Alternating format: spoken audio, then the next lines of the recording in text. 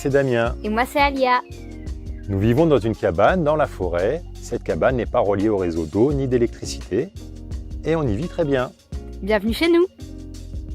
C'est bien sûr par conviction écologique de vivre de manière simple, propre entre guillemets, avec notre nature. Depuis que je suis tout petit, j'ai toujours aimé la verdure, la nature, et j'ai attendu du coup mes 40 ans pour pouvoir atteindre ce rêve. C'est une cabane qui est en bois, isolée avec de la laine de mouton et de la ouate de cellulose. Une cabane que j'ai faite avec des matériaux de récupération. Une maison ossature bois que j'ai démontée pour récupérer ces matériaux. Je l'ai orientée plein sud. L'hiver, ça me permet qu'elle se chauffe par les journées ensoleillées toute seule. Et pour le potager, d'avoir le maximum de lumière. Alors cette cabane est raccordée à aucun réseau. Pour les toilettes, c'est simple, c'est les toilettes sèches. Pour l'eau, j'ai du coup créé un petit bassin où je récupère les eaux de pluie. Les eaux de pluie du toit de la cabane. Et ici, on est dans une région où il y a des sources. Il y a du coup 2 sources à proximité de la cabane, une source potable et une autre source qui n'est pas potable, c'est plutôt pour arroser le jardin. Nous faisons la vaisselle, nous lavons avec cette eau.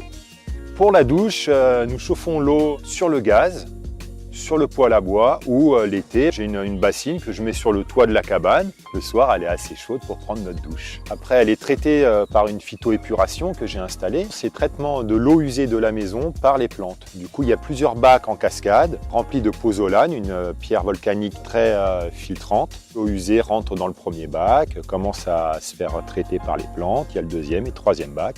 Et logiquement, quand elle sort, elle est propre, elle peut retourner dans la nature. En gros, on utilise 20 litres d'eau par personne et par jour. Et notre consommation de gaz, tout compris, pour chauffer l'eau, pour se laver, faire la vaisselle et cuisiner, est de à peu près une bouteille tous les 6 à 8 mois. C'est pareil, c'est une habitude à prendre. Au début, on peut penser que c'est compliqué de changer ces habitudes-là parce qu'on a tous grandi avec de l'eau chaude au robinet. Mais en fait, c'est très simple. Tous les matins, se réveiller avec ce potager, j'adore, je trouve ça magnifique. De ne pas avoir les bruits qui pourraient être dans une ville.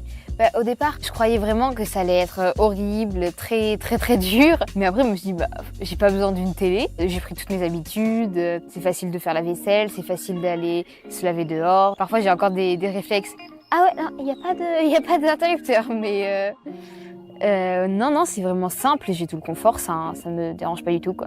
Vivre sans électricité, c'est vivre sans frigo. Je me suis aperçu que c'était possible. J'ai un petit sas très isolé qui est aux alentours de 10-12 degrés, qui permet de conserver mes pommes de terre, les potimarrons, les courgettes, toute l'année. On a fini de manger les pommes de terre de l'année dernière. Au printemps, là, hiver, on peut du coup consommer des yaourts et des produits qui ne sont plus consommés l'été. On vit au rythme des saisons.